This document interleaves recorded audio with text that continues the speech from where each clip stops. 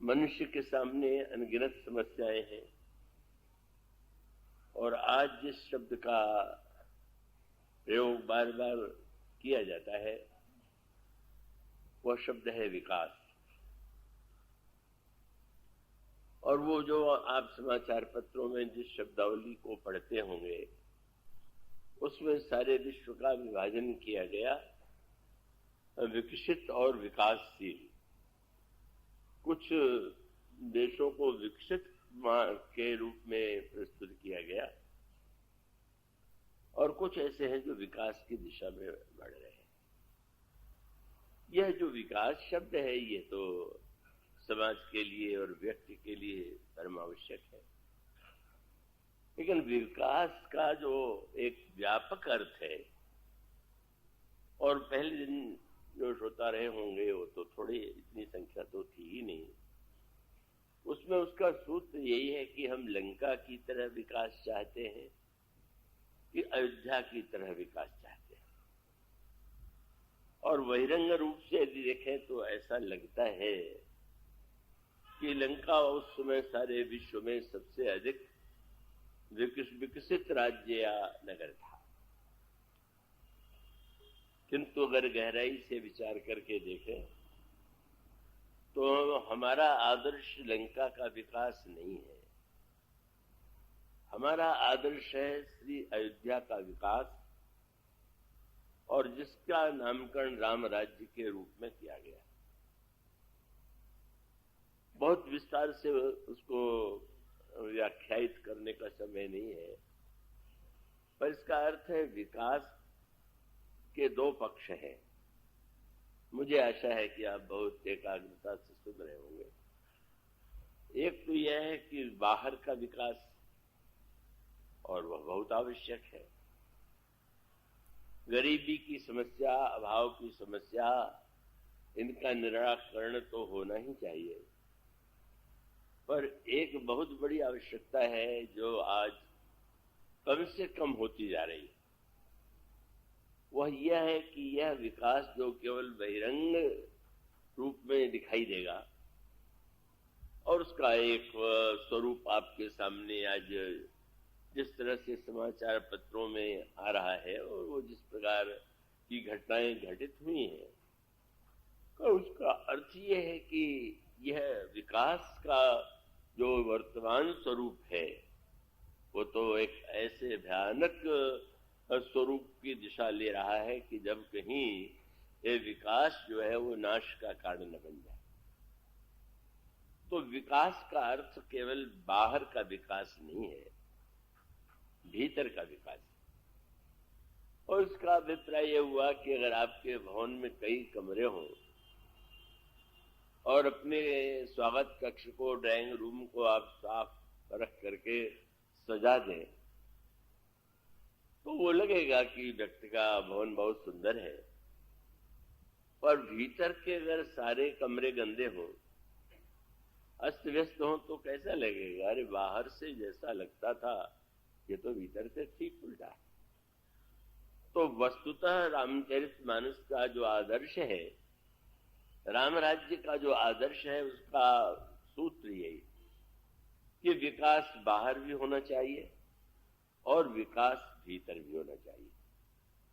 और जब विकास बाहर और भीतर उन दोनों में संतुलन की स्थापना हो, बाहर का विकास किस दिशा में ले जा सकता है उसकी थोड़ी सी अभी झलक दिखाई दे रही, पर अगर वो बाहर के विकास के साथ अंतर विकास समाज में और व्यक्ति के जीवन में हो सके तो हम निश्चित रूप से अधिक सही अर्थों में विकसित व्यक्ति प्राणी कहे जा सकते हैं।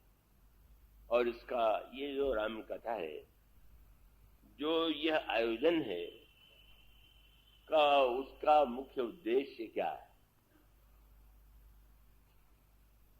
आलोचना के लिए मैं यूं नहीं कहूंगा कि आज के जो महात्मा, सन्यासी, त्यागी, उनके लिए भी आवश्यक माना जाता है कि वो विद्यालय खोलें, हॉस्पिटल बनवाएं और इस प्रकार का कार्य करें।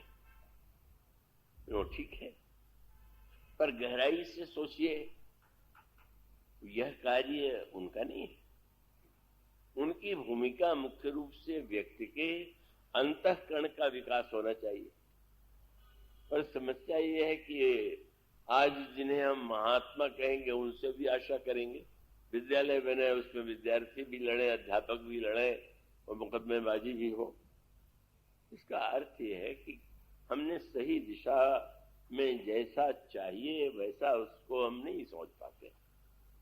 तो रामायण का उद्देश्य बहिरंग विकास है, पर उससे भी अधिक आवश्यक है अंतरंग विकास। आइए इस प्रसंग में आपके और हम सबके जीवन में अंतर विकास के लिए किसकी आवश्यकता है और उसका अंतर विकास का अर्थ क्या हुआ। जैसे बाहर की ओर हमारे पास इंद्रिय हैं, जीवन है, इसी प्रकार से न दिखाई देने वाला, आंख दिखाई दे रही है, शरीर के अंग प्रत्यंग दिखाई दे रहे, पर मन नहीं दिखाई दे रहा। और जिस बुद्धि के द्वारा हम बहुधा किसी वस्तु को समझने और उसको ग्रहण करने का प्रयास करते हैं, वो बुद्धि भी कोई साकार रूप में नहीं दिखाई देती। और इसी प्रकार से अहंकार की बात बार बार की जाती है, पर बाहर से देख करके तो नहीं दिखाई देता है कि अहंकार है। और जहां तक चित्त की बात है, इसी को अंतःकरण चतुष्टय के रूप में कहा गया, मन, बुद्धि, चित्त और अहंकार। और ये चारों जो मनुष्य के अंतर जीवन में पूरी तरह से विकसित हो जाएं, तो निश्चित रूप से हमारा विकास बाहर भी होगा और हमारा विकास भीतर भी होगा। तो राम कथा सत्संग का मुख्य उद्देश्य अंतर विकास, बाह्य विकास का वो विरोधी नहीं है, पर वह तो उसका मुख्य उद्देश्य नहीं है। और इसके लिए जो पंक्तियां अभी आपके सामने चुनी गई, उसके अर्थ पर एक दृष्टि डालिए।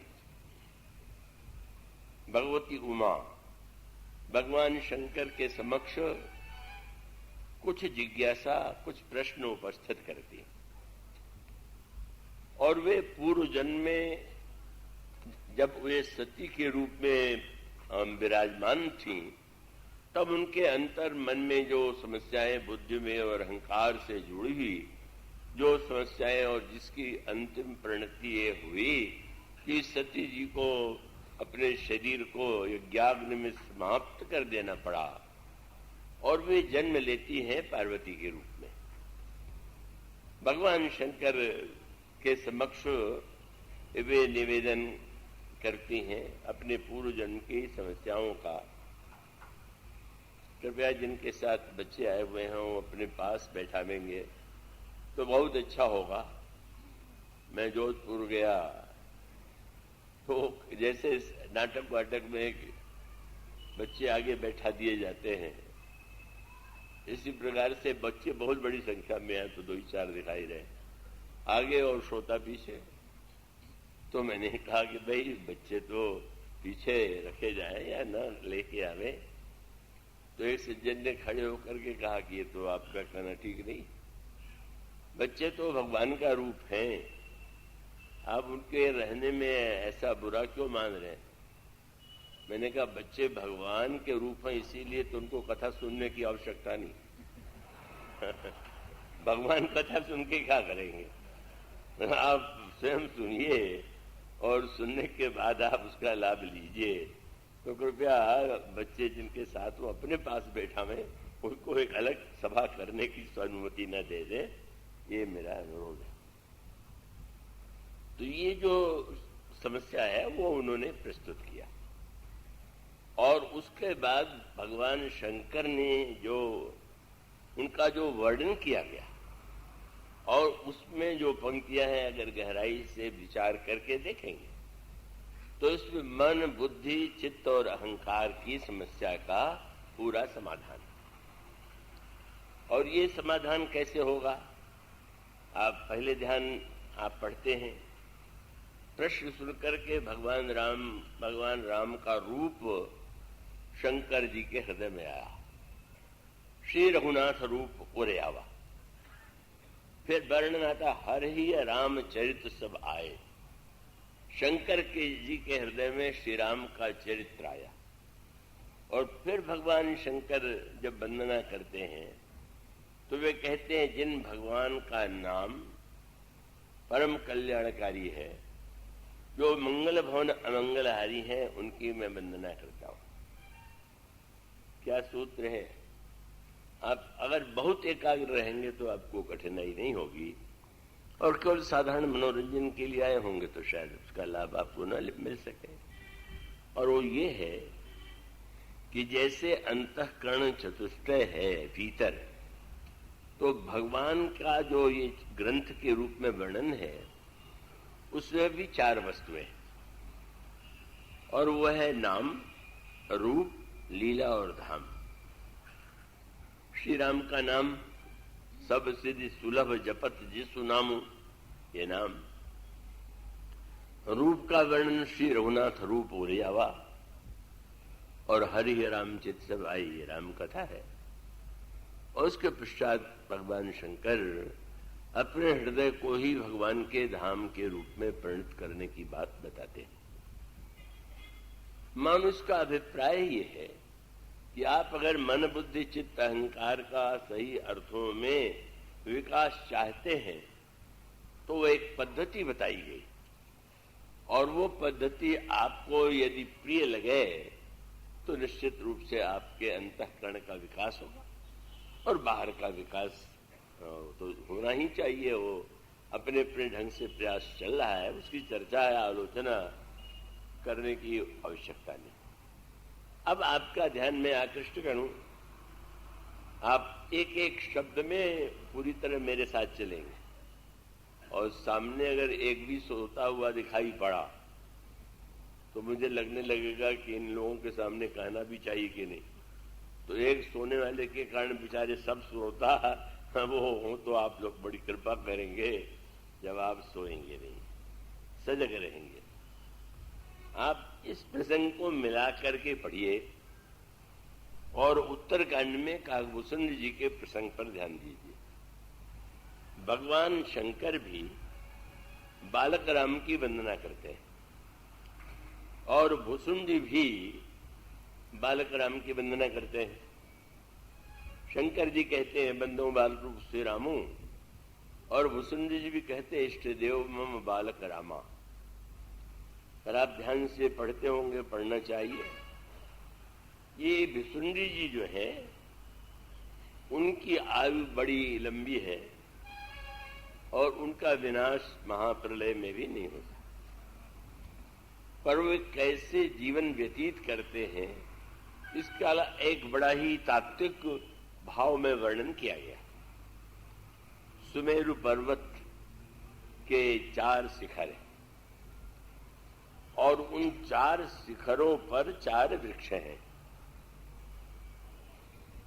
का एक वृक्ष है आम का, दूसरा है पाकरी का, तीसरा है पीपल का, और चौथा है बट का, बरगद का। ये जो चारों वृक्ष हैं, इन्हीं के नीचे कुसुम जी की जीवन साधना चलती, चाहे उसे 4 युग के रूप में देखें, और या 4 प्रकार की नाम रूप लीला धाम की साधना के रूप में देखें, का उसका वर्णन आपको भूषुंडी जी के चरित्र में जिस रूप में रखा गया है, संक्षेप में थोड़ी बातें आपके सामने रखने का प्रयास किया जाएगा। पहले तो वृक्षों पर ध्यान दीजिए। तो साधारणतः वृक्ष तो स्वयं बड़े ही कल्याणकारी हैं, बड़े उपयोगी हैं, और उनको अब अत्यधिक हमारे शास्त्रों में, पुराणों में महत्व दिया गया।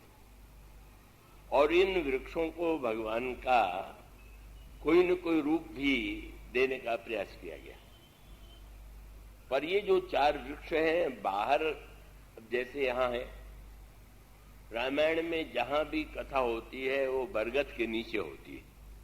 शंकर जी सुनावेंगे तो वट है, काकभूषण जी सुनावेंगे तो भी वट तर का हरि कथा प्रसंगा, याज्ञवल्क्य जी सुनावेंगे तो तीर्थराज में वहां अक्षय वट, तो सर्वत्र वट के नीचे ही कथा का वर्णन किया गया। अब यहां तो वट नहीं दिखाई दे रहा।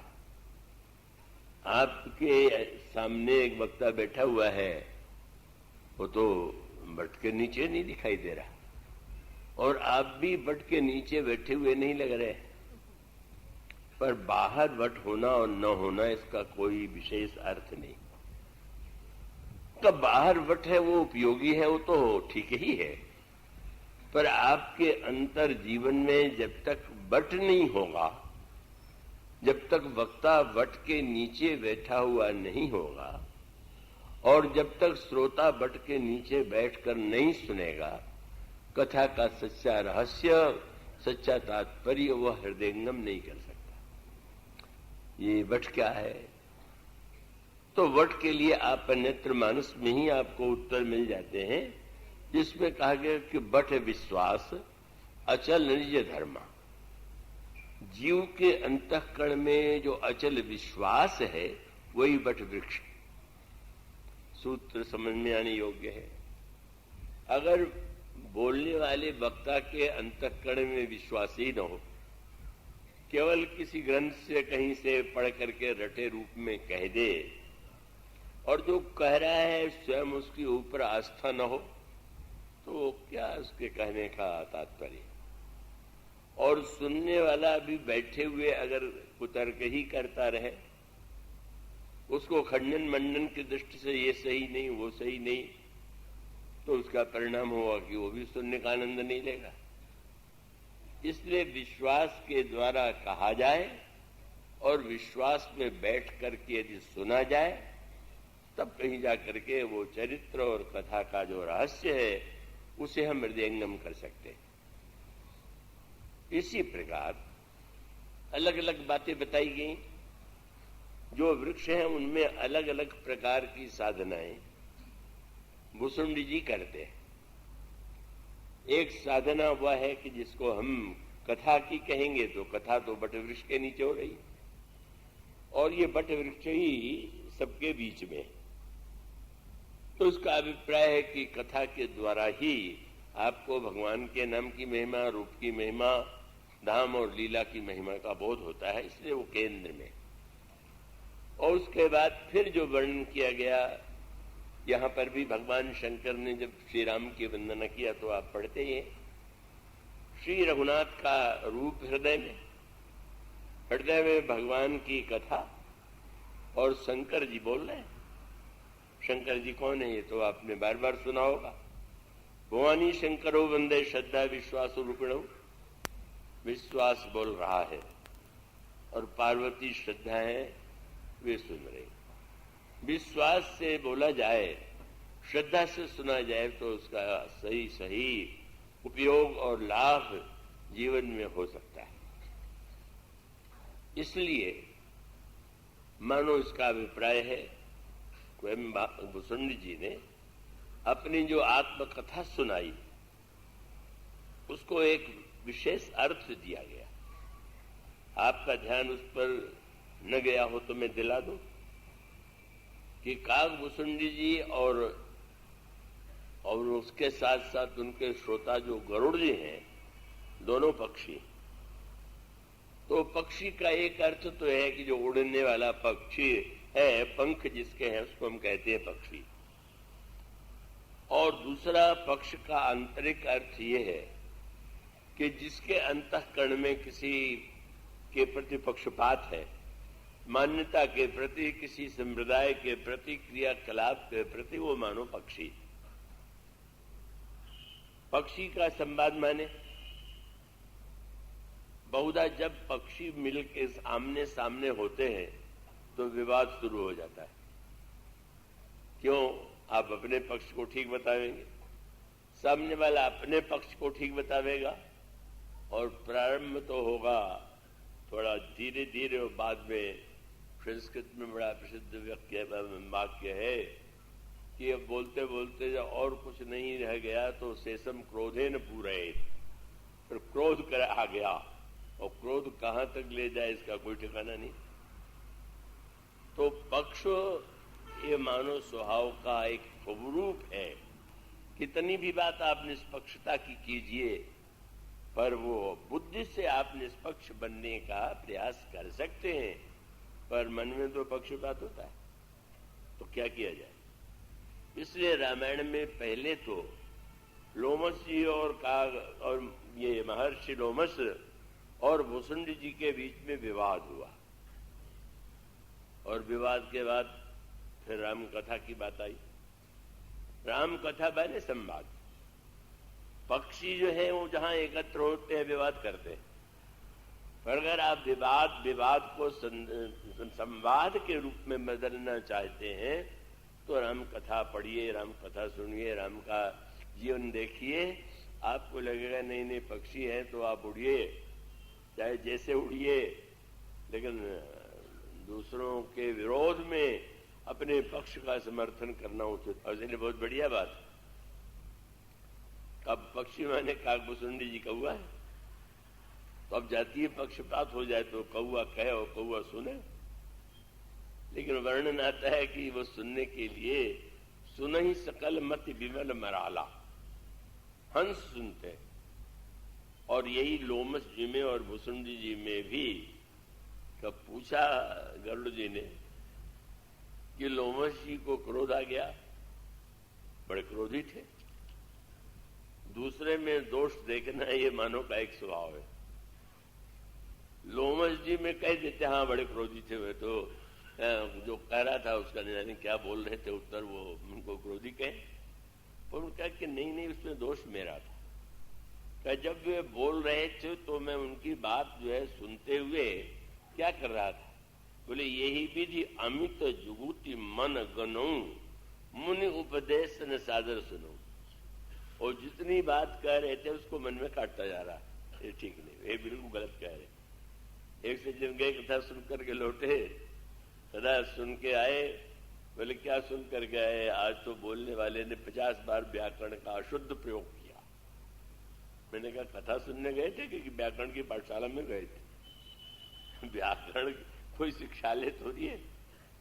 तो उसका अभिप्राय हुआ कि अब अगर कोई व्यक्ति तर्क वितर्क में ही डूब जाए और भाषा और व्याकरण में उलझ जाए तो वो कभी कभी भाषा तो लेकर के इतना तूल हो जाता है कि उसकी कोई सीमा नहीं।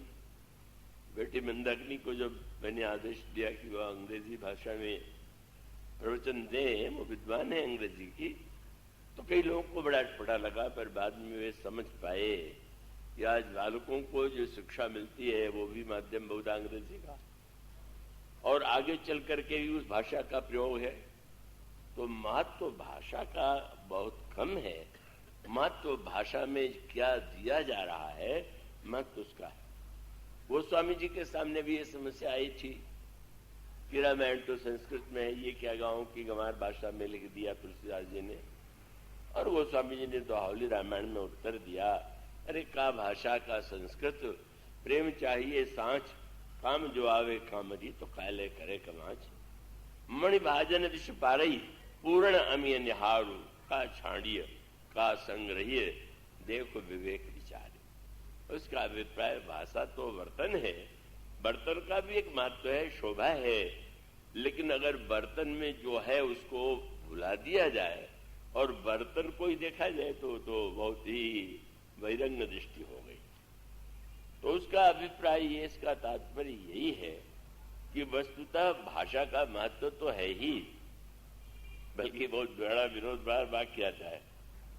पार्वती जी ने शंकर जी से कहा, महाराज जब गरुड़ जी ने आपसे संशय प्रकट किया तो आपने क्यों नहीं सुनाया? तो दो बातें उन्होंने कही। उनका होई है कीन कबऊ अभिमाना, सोई खोवई चाह कृपा निदाना। उनका अभिमान नष्ट करना चाहते थे भगवान, इसलिए मैंने उनको सुनने के लिए कौवे के पास भेज दिया। गरुड़ पक्षियों के राजा है, और पक्षियों का राजा कौवे के पास जाए तो अभिमान छोड़े बिना जा ही नहीं सकता।